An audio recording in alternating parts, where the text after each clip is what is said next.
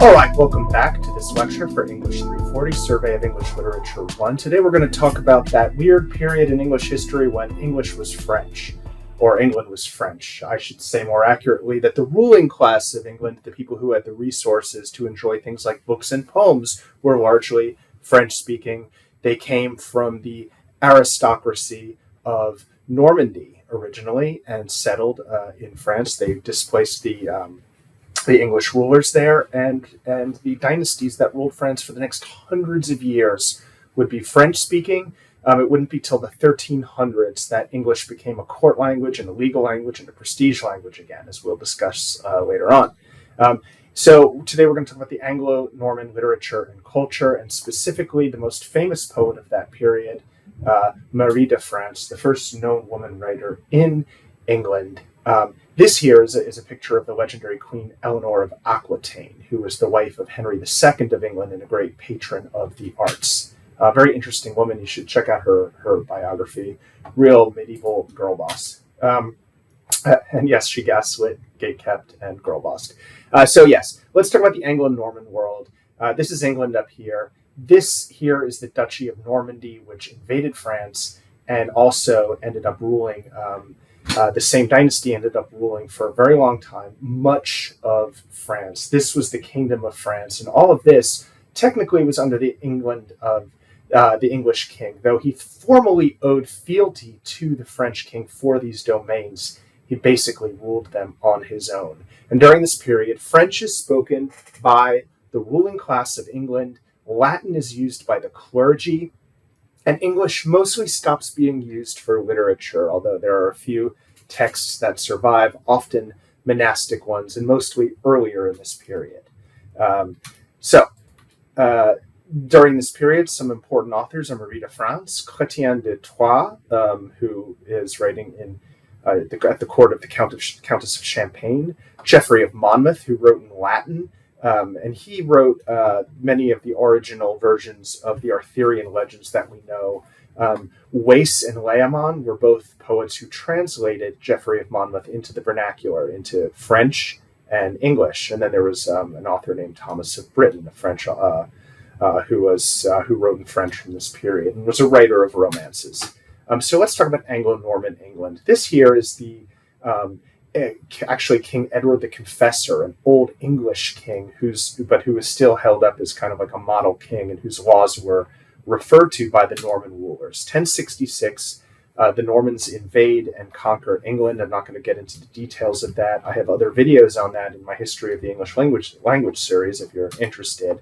But basically, Duke William, as he was known in France, the bastard, or in England, the conqueror of Normandy, defeats King Harold at the Battle of Hastings and becomes King William I of England. All of the Old English barons are replaced with Normans. Old French becomes the language of the lay elite, that is the not church elite, for 3 centuries. And what happens then is that Western Europe, especially French culture, is brought into contact with Celtic lore. And the stories of the Britons and the Welsh, from which the Arthurian stories ultimately come, held the kind of fascination for the Normans and for other French-speaking, especially Westerners, but not exclusively, that, for example, Native American culture has for the United States. It's sort of like romanticized, but the real people are kind of ignored. In Anglo-Norman England, Geoffrey of Monmouth writes the history of the kings of Britain, a very important, though largely made-up account of British history. It makes up a whole bunch of stuff about King Arthur around a few scraps of Celtic legend that become the core of the Arthurian legend. The court of Henry II, Eleanor of Aquitaine, between 1153 and 1189, sees a flowering of literature and culture in French and Latin. Some of my own personal research centers on this period and this court.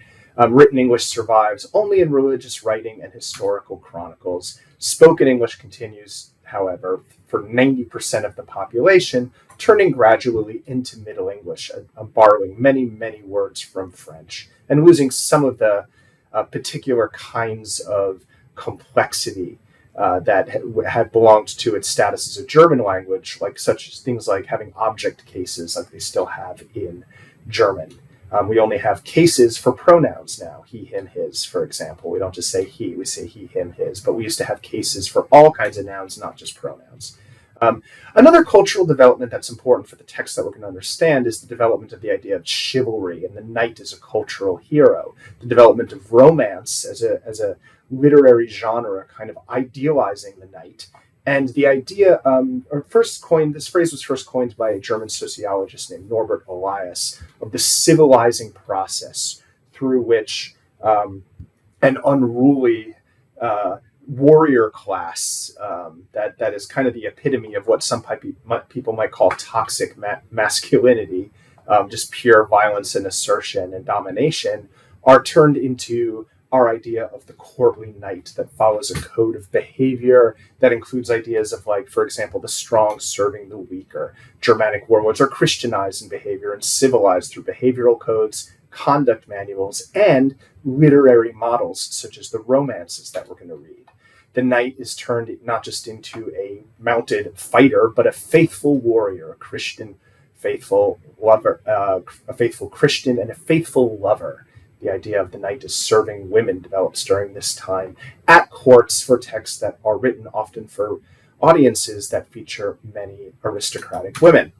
The knight becomes an object of cultural fascination, and a Marxist would say this is because people put their cultural fascinations into where their money goes. When I was a kid in the 1980s, we were fascinated with jet fighter pilots like Top Gun, but in the Middle Ages, a single knight took the labor of something like 300 peasants to sustain, both through the feeding all of his horses and the workers and the crew that would follow him around, and to create the very expensive armor and equipment that he used.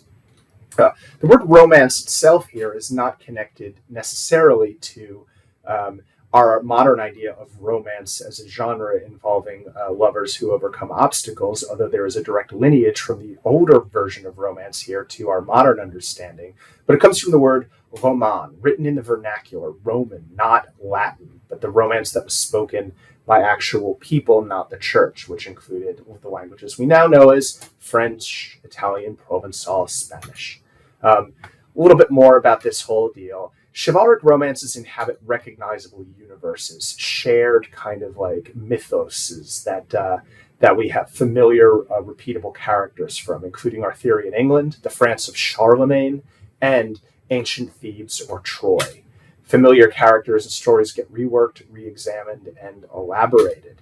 There's a perennial love triangle of courtly love as a trope of these tales. The knight loves a married lady, but also serves the husband of that lady. So many, many scholars have asked, what was this for? Why people did this? Was it a game? Were they just playing at this? Did it involve a resolution of social tension that bound, vassal and liege to each other homosocially through their shared affection for a woman who played a symbolic role? Was it an allegory, or was it just an erotic game? I mean, it's hard to say. There's so many different texts, and you can interpret it so many different ways. But this manuscript image here represents the idea of the knight as an object of cultural fascination, where every part of the knight is allegorized as a different part of the Christian soul. So here's the Trinity on his shield. This here says bona voluntas, that means goodwill, and so on. Perseverance is what it says on his spear, and so on. Everything has a symbolic meaning. So what is chivalric romance then? According to the literary theorist Northrop Frye, it's a wish fulfillment dream involving virtuous heroes and beautiful heroines. It involves a perennially childlike, persistent nostalgia, imaginative golden age in time or space, and it involves a sequence of minor adventures leading to a major or climactic adventure, the quest.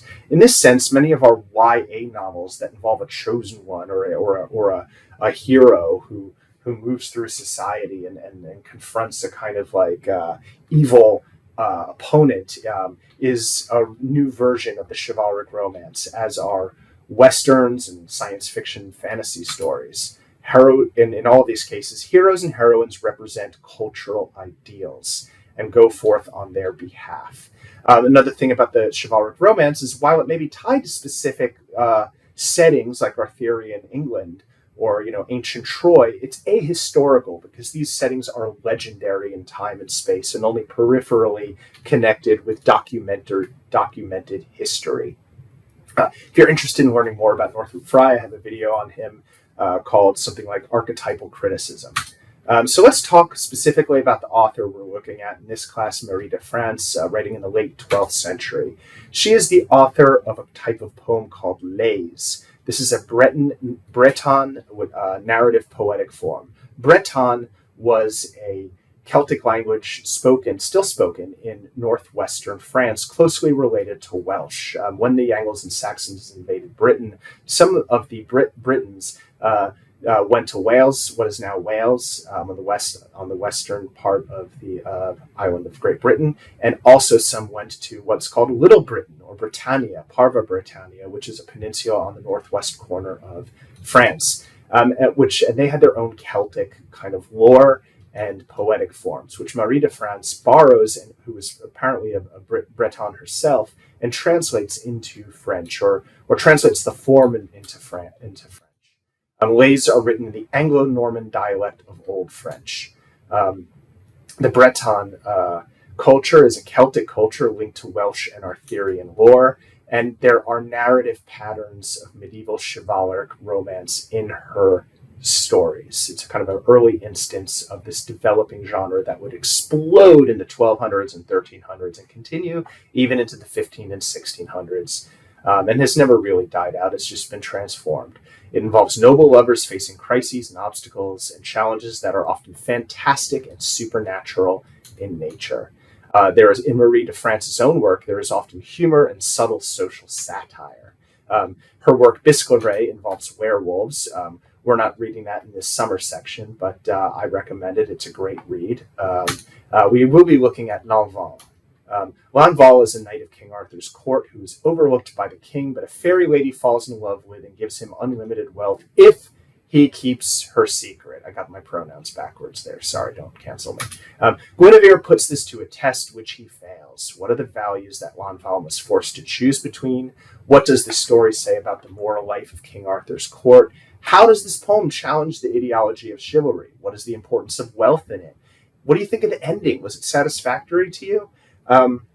These are just some big questions I want you to think about as you read Lanval. For a deeper dive, go and find my video, Let's Read Lanval, which is also linked on our course, Brightspace. Thank you for listening. I look forward to discussing this wonderful text with you. And thank you. Have a great day. Bye.